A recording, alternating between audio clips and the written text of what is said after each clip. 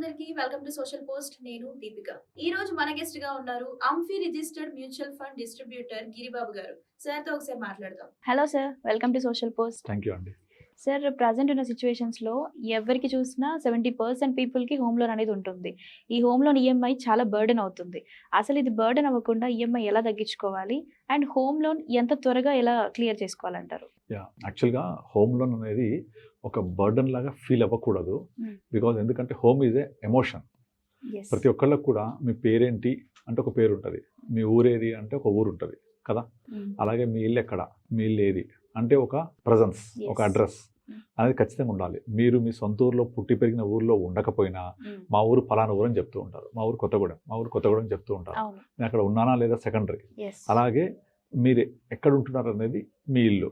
నేను పద్దాక రెంట్ ఇంట్లో ఉండి ఊరికే చేంజ్ చేస్తూ ఉంటే నా ఉనికికి ప్రమాదం, అది నా ఐడెంటిటీకి ప్రమాదం. ఎందుకంటే నేను ఎక్కడ ఉంటానో తెలియదు. ఇక 60-70 ఇయర్స్ వచ్చిన తర్వాత ఏదైనా అనారోగ్యం ఏదైనా చనిపోతే రెంట్లో టెనెంట్ ఉన్న వాళ్ళు రానివారు. అండ్ ప్రతి ఒక్కళ్ళు కూడా నా సొంత ఇల్లు చనిపోవాలి, నా సొంత ఇల్లు కళ అనే ఒక ఎమోషన్ ఉంటుంది. సో ఆ ఎమోషన్ని తీర్చుకోవాలి అంటే మనం ఏం చేయాలి?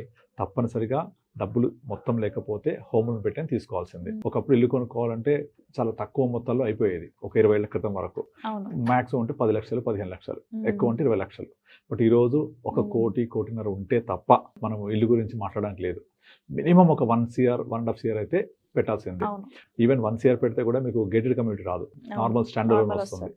కొంచెం మంచిది కావాలి, గేటెడ్ కమ్యూనిటీ కావాలి, సెమీ గేటెడ్ కావాలి అంటే 1+. మరి ఆ 1 crore అనేది ఎంతమందికి సాధ్యమవుతుంది? కనుక తప్పకుండా అందరూ లోన్ తీసుకోవాల్సిందే. అది తప్పేం కాదు లోన్ తీసుకొని కొనుక్కోవడం.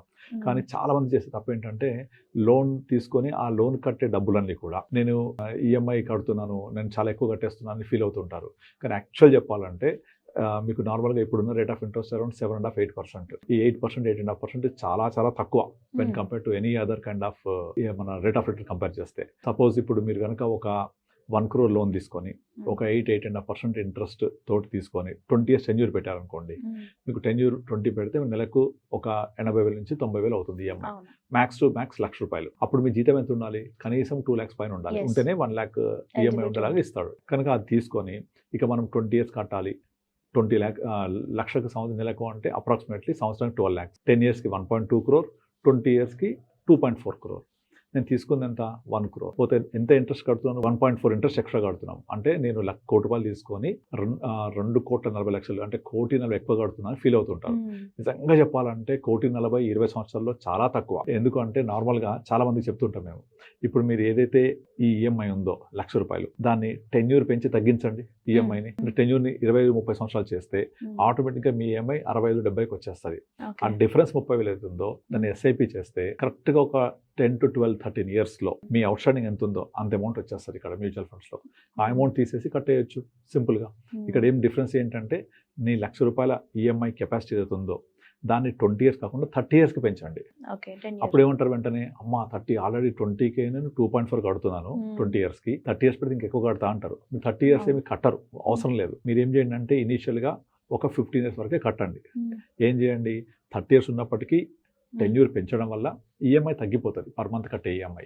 కానీ మీరు ఆ డిఫరెన్స్ ఆఫ్ ఈఎంఐని ఎస్ఐపి చేయండి.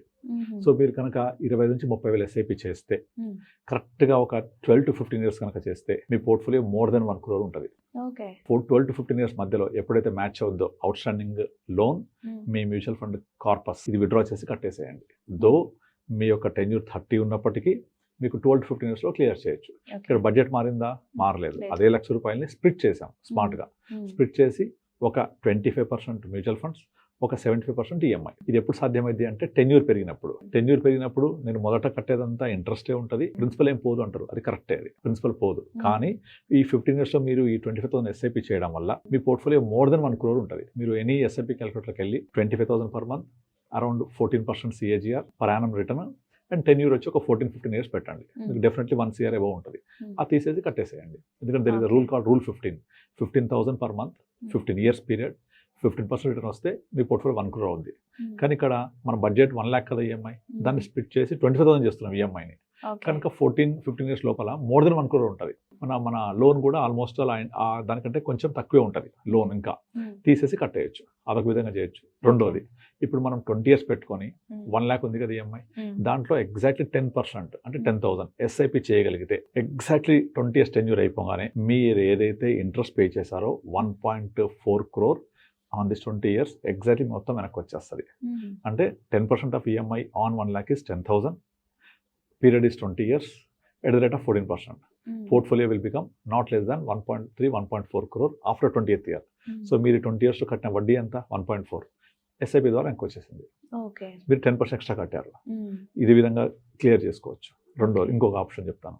మీరు ఎవ్రీ ఇయర్ ఒక ఇన్స్టాల్మెంట్ ఎక్స్ట్రా కట్టండి. ఎవ్రీ ఇయర్ ఒక ఇన్స్టాల్మెంట్ ఎక్కువ కడుతూ ఉంటే ఆటోమేటిక్గా మీ టెన్యూర్ అనేది తగ్గిపోతూ ఉంటుంది. తొందరగా క్లియర్ చేసుకోవచ్చు. అట్లా కూడా చేయొచ్చు.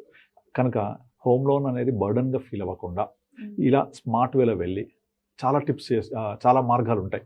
కానీ చాలామంది ఏంటంటే హోమ్ లోన్ నాకు బర్డన్ ఉంది, నేను అసలు ఏం ఆలోచించను, వచ్చిన డబ్బులు వచ్చినట్టు లోన్ కట్టేస్తూ ఉంటాను.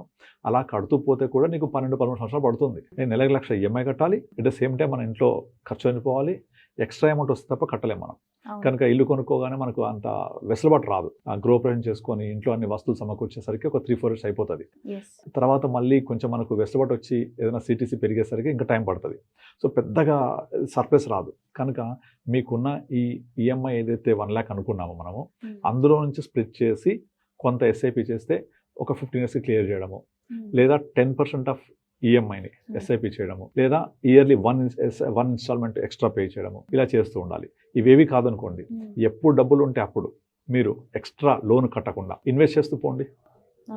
ఇన్వెస్ట్ చేస్తూ పోతే ఆటోమేటిక్గా మీకు అది పెరిగి మీ కార్పస్కి ఒక టైం తర్వాత ఈక్వల్ అయిపోతుంది. అదంతా 15 yearsలో సాధ్యమైపోద్ది. కనుక మీరు 20 years పెట్టుకున్నప్పటికీ we can clear at the same time 25 years చేసేయచ్చు. ఇంకొక చిన్న ఎగ్జాంపుల్ చెప్తాను. ఇప్పుడు నేను ఒక హోమ్ లోన్ తీసుకున్నాను 1 crore, EMI 1 lakh, same example. అయితే నా దగ్గర హోమ్ లోన్ తీసుకున్న తర్వాత అనుకోకుండా ఒక 1 crore అనేది నా ల్యాండ్ అమ్మడమో లేకపోతే యాన్సిస్టర్ ప్రాపర్టీ అమ్మడమో ఒక 1 crore వచ్చింది అనుకోండి. రాగానే ఈ డబ్బులు తీసుకెళ్లి లోన్ క్లియర్ చేసి నేను బర్డన్ ఫ్రీ అవుతాం అనుకుంటారు. అలా చేయొద్దు.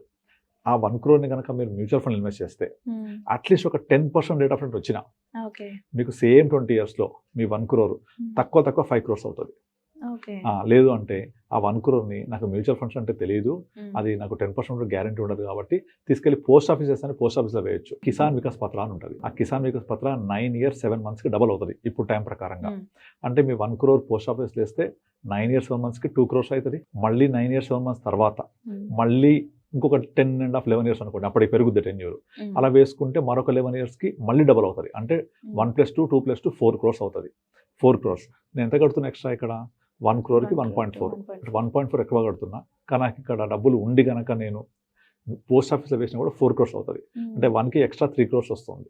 ఇక్కడ ఎక్స్ట్రా 1కి 1.4 కడుతున్నా. అర్థమైందా డిఫరెన్స్? ఇది బ్యాలెన్స్ అవ్వడం కాదు, నీకు ఎక్కువ డబ్బులు మిగులుతాయి చేతిలో. నా దగ్గర 1 crore ఉంది, లోన్ 1 crore, వెంటనే కట్టేయకూడదు, ఇన్వెస్ట్ చేయాలి దీన్ని. The safest investment in India is post office. అంత సేఫెస్ట్ ఇన్వెస్ట్మెంట్ పోస్ట్ ఆఫీస్లో వేసినా కూడా 9 years 7 monthsకి డబల్, మళ్ళీ అక్కడ నుంచి 11 yearsకి డబల్ వేసుకున్నా కూడా 20 yearsలో మీ 1 crore 4 crores అవుతుంది. ఇక్కడ మీరు ఈఎంఐని కంటిన్యూ చేసి కడితే ఈఎంఐ అయిపోయిన తర్వాత ఇల్లు సొంతమయ్యాక మీ దగ్గర 4 crores ఉంటాయి మీ దగ్గర. అంతేగాని ఇక్కడ కట్టేస్తే మీకు ఆ డబ్బులు అయిపోతాయి కదా. కనుక లోన్ కట్టొద్దు ఎప్పుడు. లోన్ అనేది చాలా చాలా మంచి అవకాశం, తక్కువ రేటు దొరికింది. దాన్ని ఈ విధంగా మనము ప్లాన్ చేసుకొని లోన్ బదులు ఇన్వెస్ట్ చేసుకొని సర్టన్ పాయింట్ ఆఫ్ టైంలో లోన్ క్లియర్ చేశాక మన డబ్బులన్నీ మనకు రిటైర్మెంట్ కార్పస్ లాగా పనిచేస్తాయి, పిల్లల ఎడ్యుకేషన్ లాగా పనిచేస్తాయి. నేను ఒక క్లయింట్కి చేశాను ఇది. ఇక్కడ లోధా అపార్ట్మెంట్స్లో వాళ్ళకు కరెక్ట్గా 1 crore పెట్టి లోన్ తీసుకున్నారు. ఈఎంఐ స్టార్ట్ అయింది. అనుకోకుండా వాళ్ళ యాన్సిస్టర్ ప్రాపర్టీ ఒకటి చాలా పెద్ద కాందాన్ వాళ్ళది. ఆ ప్రాపర్టీలో వాళ్ళకి 1 crore వచ్చింది. వాళ్ళు కట్టేయబోతే వద్దు అని చెప్పేసి 7 years బ్యాక్ ఇలాగే చేశాను. నేను ఇన్వెస్ట్ చేయించాను. ఆల్రెడీ ఇప్పుడు 1 crore మోర్ దెన్ 2.5 crore అయిపోయింది 8 yearsలో. సో డబల్ కంటే ఎక్కువైంది 8 yearsలో.